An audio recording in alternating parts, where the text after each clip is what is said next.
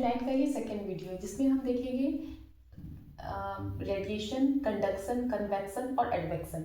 ये है हीट चलने का तरीका, कैसे हीट एक जगह से दूसरे जगह ट्रांसपोर्टेशन हीट का, जैसे गाड़ी का ट्रांसपोर्टेशन होता है, लोगों का ट्रांसपोर्टेशन होता है, उस तरीके से हीट का भी ट्रांसपोर्टेशन होता है। ट्रांसपोर्टेशन होने के लिए कोई ना कोई साधन होना चाहिए, रिसोर्स होना चाहिए। तो हीट का क्या रिसोर्स है, कैसे वो एक जगह से दूसरे जगह जाता है, ये हम देखते हैं।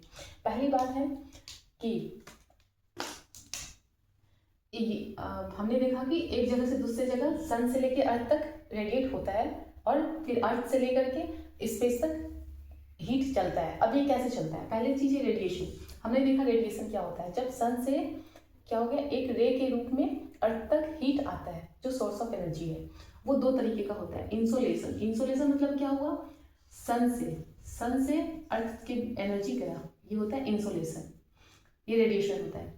दूसरा होता है टेरिस्टोरियल, ये अर्थ है, अर्थ से लॉन्ग वेव में फिर से वापस स्पेस में चला गया। तो अभी हीट बजट में हम पढ़ेंगे, इस वजह से ही पृथ्वी का एक टेम्परेचर बैलेंस होता है, ना ही बहुत गर्म होता है और ना ही बहुत ठंडा होता है। अब रेडिएशन के लिए जो ये रेडिएशन होता है, ट्रांसपोर्टेशन होता है, इसमें कोई सोर्स चाहिए या नहीं चाहिए। हमें एक जगह से दूसरी जगह जाने के लिए कोई सोर्स चाहिए होता है, जैसे कोई गाड़ी चाहिए होता है, कुछ भी चाहिए होता है। उस तरह रेडिएशन को कोई सोर्स का जरूरत नहीं है, ये अकेले अपने आप जाता है, सिर्फ कोई रेडिएशन की जरूरत नहीं है। ये बिना हवा का भी चल सकता है, कहीं भी जा सकता है, ये रेडिएशन को कोई सोर्स का जरूरत नहीं है, ये अपने आप जाता है। दूसरा है कंडक्शन, कंडक्शन में सोर्स चाहिए। कंडक्शन का मतलब क्या होता है, एक बॉडी है, ये दूसरी बॉडी जब तक इसके टच में नहीं आएगा, ये दूसरे को हीट नहीं दे सकता। ये मान लो हीट है, ये क्या करेगा, टच में आते ही हीट ट्रांसफर कर देगा, और तब तक ट्रांसफर करते रहेगा जब तक दोनों का हीट इक्वल ना हो जाए, दोनों का क्या हीट इक्वल ना हो जाए, इसे कंडक्शन बोलते हैं। इसमें सोर्स चाहिए होता है, ये टच होना चाहिए, तो हो जाता है कंडक्शन, हीट ट्रांसफर हो जाता है। कन्वेक्शन में भी सोर्स चाहिए होता है। जैसे कन्वेक्शन में क्या होता है, मान लो यहाँ कोई मटेरियल है, यहाँ बहुत सारा एयर है, यहाँ एयर पहले इस जगह पे आया, ये मान लो गर्म है, हॉट, ये मटेरियल यहाँ पे आया, फिर ये मटेरियल ऊपर चला गया, फिर भेजा नीचे में ठंडा था उसको कि तुम जाओ, तुम भी गर्म हो गया हो। वो जाके इन्फॉर्मेशन, कोई ना कोई मटेरियल चाहिए, या वाटर, हीट, एयर, या कोई भी सॉलिड, कुछ भी इसके लिए सोर्स होना चाहिए हीट को ट्रांसफर करने के लिए। मान लो एयर है यहाँ पे, एयर जो इसके सरफेस के नज़दीक था, या मान लो हीट वाला सरफेस है, ये हीट वाले सरफेस के नज़दीक जो एयर था वो गर्म हो गया, फिर ऊपर जा करके बोला नहीं, जो ठंडा था उसको तुम भी जाओ, तुम भी गर्म हो। ये जो एयर था, ये सोर्स का काम किया हीट को पहुंचाने में, तो ये इसे बोलते हैं कन्वेक्शन, इसे बोलते हैं कन्वेक्शन। एक एडवेक्शन होता है, ये कन्वेक्शन का ही ये होता है वर्टिकल। जो कन्वेक्शन होता है, ये मान लो सरफेस ऑफ द अर्थ है, ऐसे हीट है, ये यहाँ पे जो एयर था वो गर्म हो गया, वो ऊपर गया, बोला वो गर्म होकर कोई चीज़ ऊपर जाता है, फिर ठंडा वाला को भेजता है कि जाओ तुम भी गर्म हो, फिर गर्म होकर ऊपर आता है, फिर तो इसे बोलते हैं कन्वेक्शन, इसे बोलते हैं कन्वेक्शन। अब यही ट्रांसपोर्टेशन अगर वर्टिकल हॉरिजॉन्टली हो, ऐसे हो, मान लो यहाँ गर्म था, वो हॉरिजॉन्टली बोला यहाँ ठंडा था, तो ये गर्म होकर ठंडा वाला जगह आ गया, फिर ठंडा वाला को बोला तुम ही जाओ, फिर ठंडा वाला एयर हुआ, फिर ये भी ऐसे होगी। जब कन्वेक्शन क्या हो, हॉरिजॉन्टली हो, तो उसे बोलते हैं हम एडवेक्शन, इसे क्या बोलते हैं, एडवेक्शन। इस वाले ट्रांसपोर्टेशन ऑफ एनर्जी को बोलते हैं एडवेक्शन। ये ज़्यादा कहाँ दिखता है, मिडिल लैटिट्यूड में, क्योंकि वहाँ डे नाइट का वेरिएशन होता है, डे बहुत ज़्यादा गर्म होता है और नाइट बहुत ज़्यादा ठंडा होता है। तो जब ठंडा हो जाता है तो गर्मी की तरफ भेजता है एयर को हॉरिजॉन्टली, और जब गर्म हो जाता है तो वो ठंडा की तरफ भेजता है। इस तरीके से एडवेक्शन ज़्यादा कहाँ होता है, मिडिल लैटिट्यूड, जहाँ डे नाइट जो रेगिस्तान टाइप का जगह होता है, वहाँ ज़्यादा एडवेक्शन आपको दिख जाएगा। तो ये था कन्वेक्शन और advection, transportation of source of energy. हाँ, ये माइंड में आते आते कभी कभी भूल जाते हैं। एक चीज़ और बताना, लू भी कभी कभी एग्जाम में पूछा जाता है। लू जो एयर होता है, जब गर्मी के टाइम में लू चलता है ना नॉर्थ इंडिया में, ये लू वाला एयर चल रहा है, गर्म हवा चलता है, वो किसकी वजह से होता है, एडवेक्शन की वजह से ही होता है। ये एडवेक्शन के हॉरिजॉन्टल कन्वेक्शन करंट होता है एडवेक्शन। ये लू वाला एयर जो होता है, एयर, ये एडवेक्शन करंट की वजह से होता है। आप इसे ध्यान रख सकते हो। कुछ डाउट है तो पूछो। ये जो है रेडिएशन, कंडक्शन, कन्वेक्शन और एडवेक्शन, यह है ट्रांसपोर्टेशन ऑफ एनर्जी, एक दूसरे से एक जगह से दूसरी जगह कैसे ट्रांसपोर्ट होता है। रेडिएशन को कोई सोर्स नहीं चाहिए, कंडक्शन को वो टच होना चाहिए। दूसरा कन्वेक्शन, एक कन्वेक्शन क्या होता है कि ऊपर जाके एक रोटेशन वाइज चलता है, और एडवेक्शन कन्वेक्शन का हॉरिजॉन्टल वे में जब होता है तो एडवेक्शन बोलते हैं। ये समझ में आ गया होगा।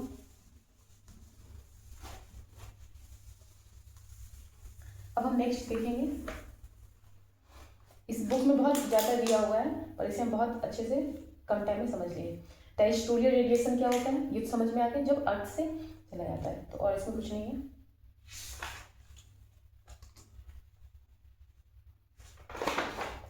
अब हम बहुत ही बेहतर चैप्टर देखने वाले हैं, बेहतर टॉपिक देखने वाले हैं, जिसका नाम है क्या, हीट बजट। क्या देखने वाले हैं, हीट बजट क्या होता है, क्या देखेंगे हम, हीट बजट। तो हीट बजट में सबसे पहले हम देखेंगे जो भी अर्थ के पास, अर्थ है, अर्थ से सन से जो भी एनर्जी आता है, यहाँ पे जो एनर्जी आया, जितना अमाउंट ऑफ 100% यूनिट मान लेते हैं एनर्जी आया, तो 100 यूनिट ही क्या होगा, एक आइडियल कंडीशन है, कुछ कुछ गैस एब्जॉर्ब कर भी लेते हैं जिससे एक टेम्परेचर बना होता है। तो एक आइडियल कंडीशन क्या है, जितना हीट आया सन से उतना ही टेरेस्ट्रियल रेडिएशन के द्वारा रिफ्लेक्ट बैक फिर से स्पेस में चला जाएगा एनर्जी। इस वजह से ही एक टेम्परेचर कांस्टेंट टेम्परेचर बना रहता है अर्थ में, जिससे यहाँ लाइफ एग्जिस्ट करता है। अगर ये अनबैलेंस्ड हो गया तो पृथ्वी भी अनबैलेंस्ड हो जाएगा, लाइफ एग्जिस्ट नहीं करेगा, नहीं तो अलग अलग तरीके का डिजीज हो जाएगा, लाइफ अनस्टेबल हो जाएगा। तो इसे बैलेंस करने के लिए ही बहुत सारा इंटर गवर्नमेंटल ऑर्गेनाइजेशन बहुत सारे समिट रखते हैं, जिससे ग्रीन हाउस गैस जैसे कार्बन डाइऑक्साइड जो मैक्सिमम नंबर फॉसिल फ्यूल के जलने से एटमॉस्फेयर में ऐड होता है, कोल, पेट्रोलियम, नेचुरल गैस, ये सब के बर्न होने से जो कार्बन डाइऑक्साइड, जो भी बर्न होने से जो कार्बन डाइऑक्साइड ऊपर में जितना होना चाहिए उससे और सब गैस कांस्टेंट रहता है, पर कार्बन डाइऑक्साइड ज़्यादा इंक्रीज हो रहा है। इंक्रीज होने की वजह से क्या होता है, कार्बन डाइऑक्साइड में क्या होता है, बहुत ज़्यादा कैपेसिटी होता है, वो हीट ऑब्जर्व कर ले। अगर हीट ऑब्जर्व कर लेगा तो 100% जितना जाना चाहिए वो टेरेस्ट्रियल रेडिएशन के रूप में नहीं जाएगा, क्योंकि वो ऑब्जर्व करके रखेगा। जब ऑब्जर्व करके रखेगा तो अर्थ को और गर्म करेगा, और गर्म करेगा तो यहाँ का जो भी आइस है, जो वाटर लेवल है ओशियन का और लैंड का, लोगों का बहुत ज़्यादा क्षति हो सकता है। यहाँ पे एक जो कंडीशन बना हुआ है अर्थ का, वो कंडीशन अनबैलेंस्ड हो जाएगा, तो ना यहाँ पे अलग अलग तरीके का डाइवर्स, ना plant, animals and human being बहुत ही ज़्यादा अनस्टेबल हो जाएंगे, लाइफ एक टाइम के बाद ख़त्म हो जाएगा। तो इसलिए कहा जाता है इसे बैलेंस करना बहुत ज़्यादा जरूरी है। तो इसीलिए क्लाइमेट चेंज के ऊपर बहुत सारे समिट होते हैं। तो खैर ये अलग बात है। अब ये कैसे होता है, एनुअल टेम्परेचर कितना होता है, एनुअल मीन टेम्परेचर जो एवरेज होता है वो 15 डिग्री सेल्सियस होता है, मतलब 14 डिग्री कहीं कहीं बोलते हैं, 14 पॉइंट समथिंग होता है, मान के चलो 15 डिग्री। इसी से कहा जा रहा है अगर इससे मान लो 16 डिग्री हो गया टेम्परेचर, इसका मतलब क्या है, कार्बन डाइऑक्साइड बढ़ गया है। धीरे धीरे अगर इस तरीके से बढ़ते रहे तो अनबैलेंस जो कंडीशन है अर्थ का वो अनबैलेंस हो जाएगा। इसीलिए इसे कांस्टेंट रखने के लिए कहा जाता है कि इतना से ज़्यादा नहीं होना चाहिए, ना इतना से कम होना चाहिए, तभी एक स्टेबल अर्थ, स्टेबल हमारा घर अर्थ है वो स्टेबल घर रह पाएगा। तो ये सब सबको मिलके इसे कांस्टेंट करना पड़ेगा। ये एक देश का कोई प्रॉब्लम नहीं है, ये पूरा ग्लोबल प्रॉब्लम है। तो अब खैर ये तो हो गया। अब हीट बजट देखते हैं क्या है। जैसे सबका बजट होता है, घर का बजट कैसे होता है कि यहाँ पे इतना पैसा खर्च करना है, खाने में इतना करना है, पढ़ाई में इतने करना है और घूमने में इतना करना है, तो सबका एक बजट बनता है। उसी तरह तरीके से हीट का भी बजट है। अर्थ के ऊपर बहुत सारा ट्रोपोस्फीयर अलग अलग है। जैसे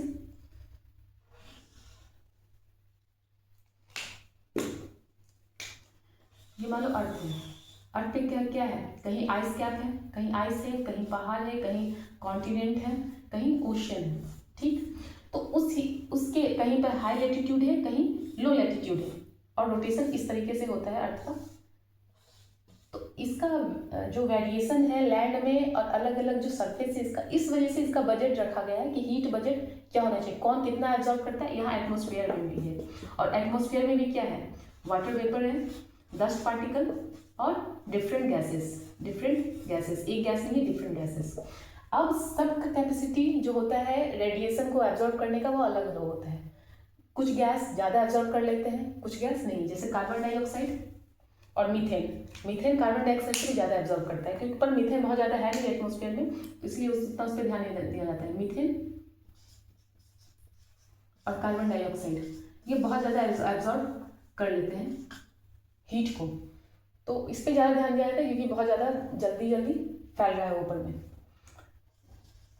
पर कार्बन डाइऑक्साइड ज़्यादा हीट ऑब्जर्व मीथेन करता है। तो कुछ गैस होते हैं बहुत ज़्यादा हीट ऑब्जर्व कर लेते हैं, कुछ कम करते हैं। सरफेस के ऊपर भी कॉन्टिनेंट बहुत जल्दी गर्म हो जाता है, ओशियन धीरे धीरे गर्म होता है। इस वजह से हीट बजट को रखा गया है, कौन कितना गर्म होता है और कौन कितना जल्दी रिफ्लेक्ट कर देता है। जैसे आइस कैप जो होता है वो बहुत जल्दी रिफ्लेक्ट कर देता है, वाटर बहुत जल्दी रिफ्लेक्ट कर देता है, क्लाउड बहुत जल्दी रिफ्लेक्ट करता है। सबसे ज़्यादा रिफ्लेक्ट सबसे पहले कौन करता है?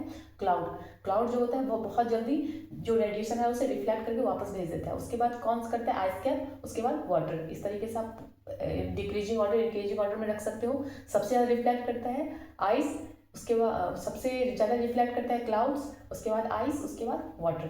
तो आप 3 चीज़ ध्यान रख सकते हो ऐसे। अब देखते हैं हीट बजट होता क्या है। हीट बजट को बहुत डिटेल से समझते हैं। पहले देखते हैं 2 कंडीशन। जिस तरीके से एनसीईआरटी में दिया हम वैसे ही बिल्कुल पढ़ेंगे। ज़्यादा एनसीईआरटी बच्चों को बहुत डिटेल में समझाने के लिए दिया जाता है, बिल्कुल भी टिपिकल वर्ड यूज नहीं करते, इसलिए हर कोई प्रेफर करते हैं कि एनसीईआरटी पढ़े। बहुत सिंपल लैंग्वेज में दिया जाता है उसमें, तो हम एनसीईआरटी का ही लैंग्वेज फॉलो करेंगे ताकि सबको समझ में आए। तो देखो, अर्थ टेम्परेचर, पहले शॉर्ट वेव का रेडिएशन देखते हैं। शॉर्ट वेव रेडिएशन, ठीक। मान लो ये स्पेस है, ये क्या है? स्पेस। 3 भाग में डिवाइड कर देते हैं। ये स्पेस और एटमॉस्फेयर का बाउंड्री है।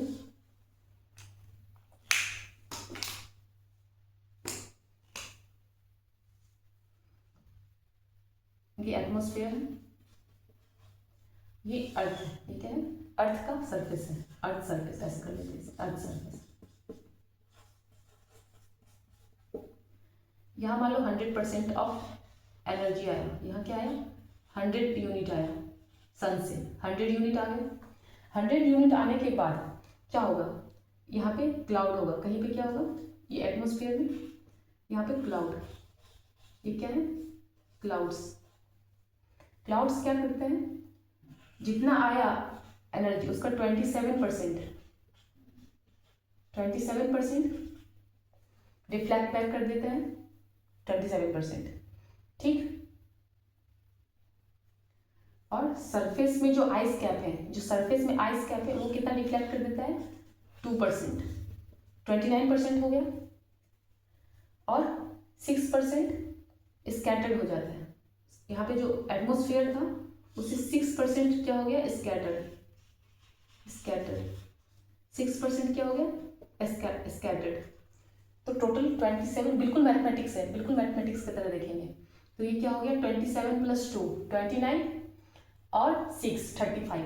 तो 100 में से 35 चला गया, 100 में से 35 चला गया।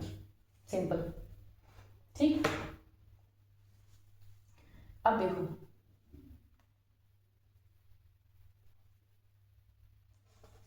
ये अर्थ सरफेस है।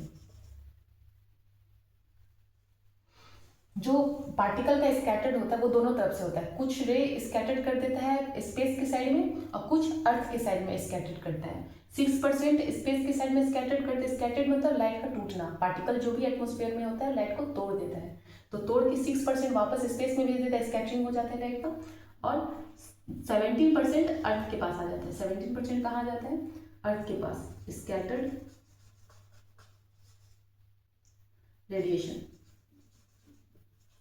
17% कहाँ आ जाता है? मान लीजिए +17 कहाँ आ गया? अर्थ में, ठीक। और क्लाउड रिफ्लेक्ट कर दिया 27%,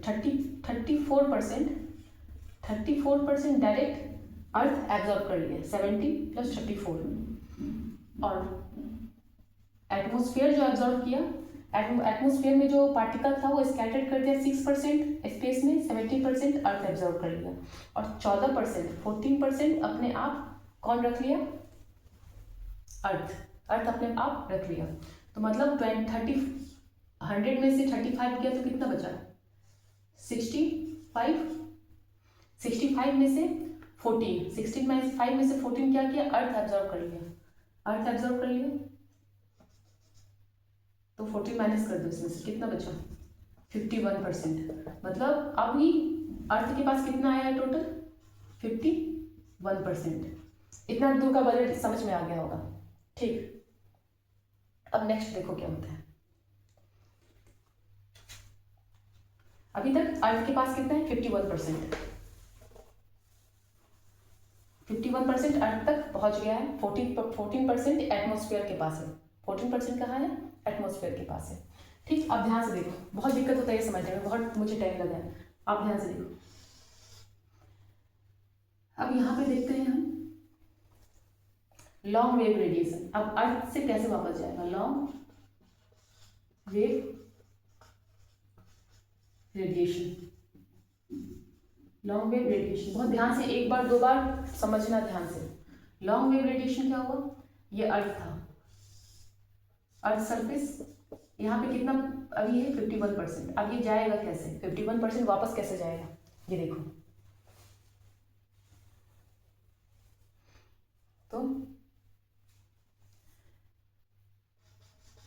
ऐसे बांट लो, -23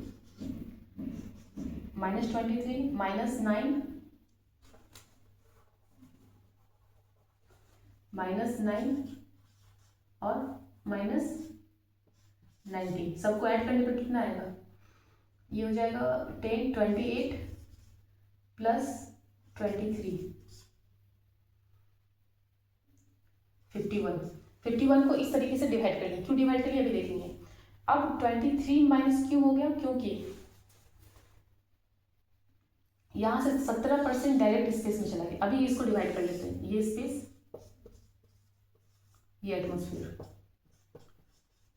यहां से डायरेक्ट 17% कहां चला गया, स्पेस में। ये क्या हो गया, स्पेस में ऐड हो गया। 17% रेडिएशन स्पेस में चला गया और 6%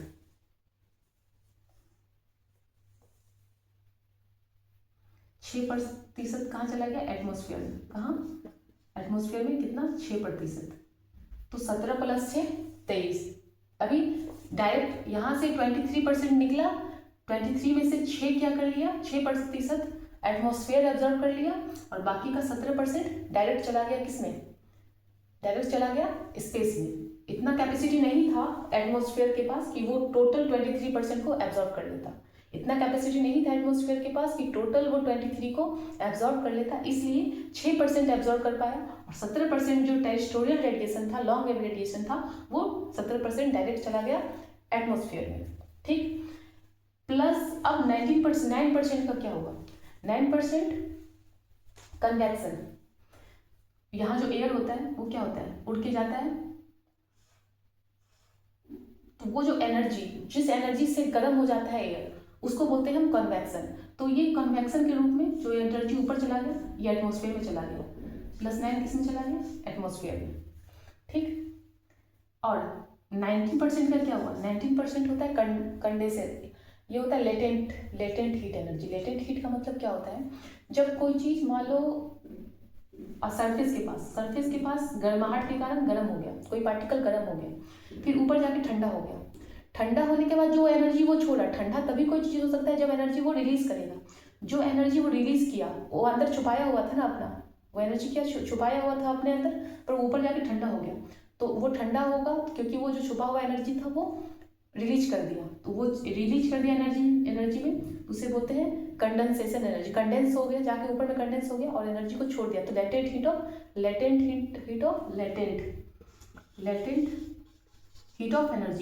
ऑफ एनर्जी। तो एनर्जी एक तरीके से वो छोड़ दिया, वो 19% था, तो वो फिर से एटमॉस्फेयर में चला गया। तो अभी एटमॉस्फेयर में टोटल एनर्जी कितना है, 19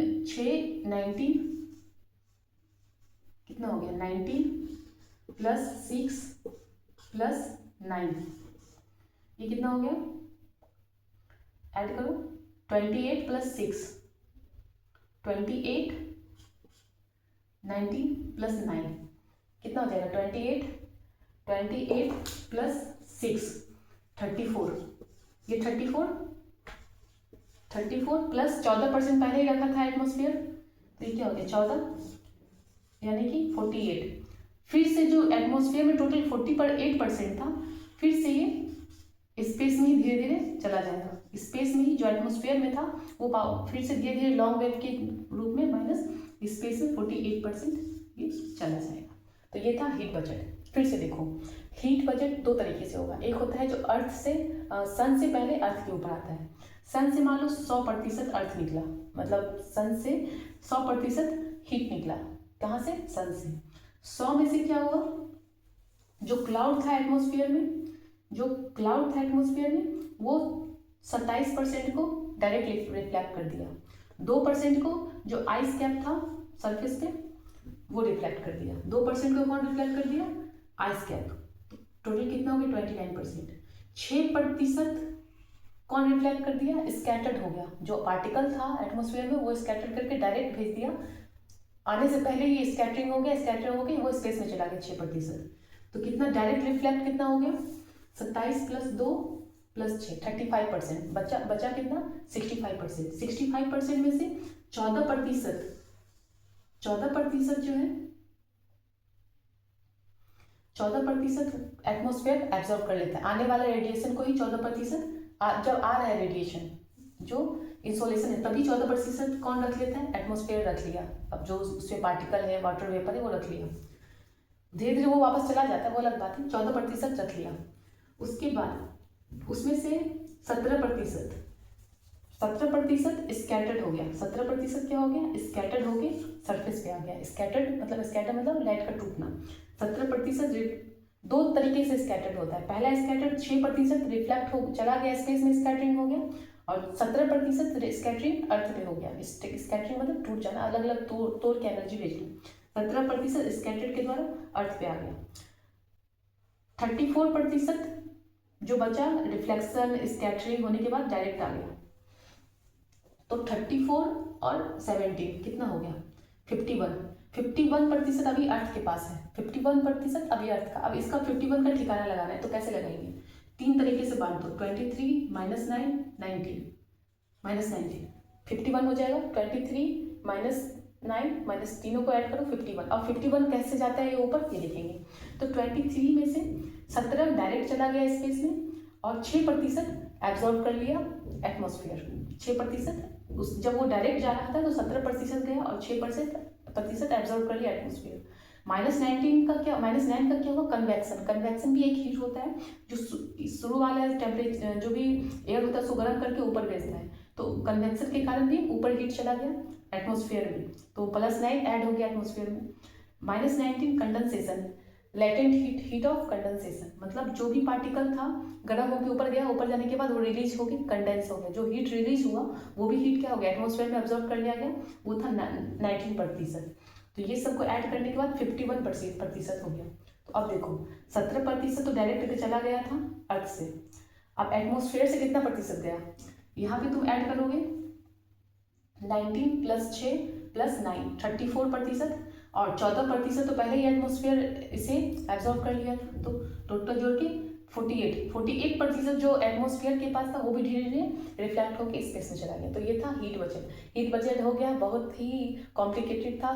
ट्रांसपोर्टेशन कैसे होता है हीट का वो समझ लिए। तो अब नेक्स्ट देखेंगे, नेक्स्ट क्लास में इसके बारे में कुछ और भी फैक्ट है। हीट बजट के बाद है कि कैसे सरफेस, पृथ्वी की जो सरफेस है कहाँ पे ज़्यादा हीट होता है, कहाँ पे शार्प होता है, कहाँ पे कम होता है और क्यों होता है, इसे हम समझेंगे नेक्स्ट वाले वीडियो में। Thank you.